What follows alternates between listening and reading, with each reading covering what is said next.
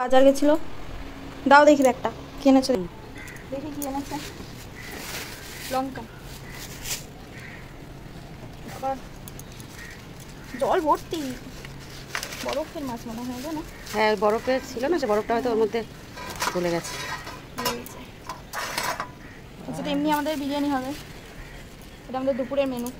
যে মাছ কাটা চলছে, দিদি একবার মাছটা তুলে দেখিয়ে দাও তো। এই তো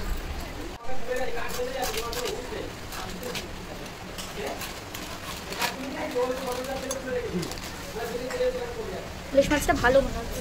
এটা ডিম আছে না, তেলটা বার করে না, একটু না করে যায়।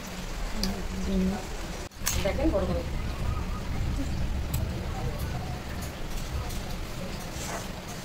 এটা 1 কিলো হবে। হ্যাঁ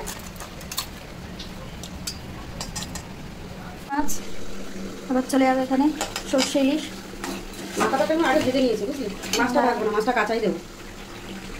কাঁচা দিয়ে 2-3 মিনিট একটু নাড়াচাড়া দিয়ে একটু অল্প জল দিয়ে ঢাকা দিয়ে দেবো, তারপর নামিয়ে দেবো।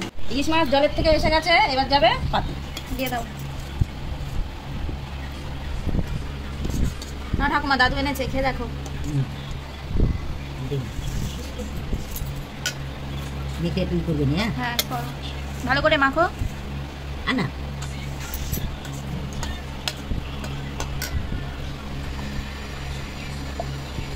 দেখতে তো ভালোই লাগছে, দেখে একদম। যখন কেটেছে তখন কি তেল বেরিয়েছে। হ্যাঁ তেলটা ভালো ছিল। নাও খাও, বলো কেমন হয়েছে। মাছটাও খুব সুন্দর গো, ভালো না? দেখে যখন কাটলো তখনই লাগছিল একদম।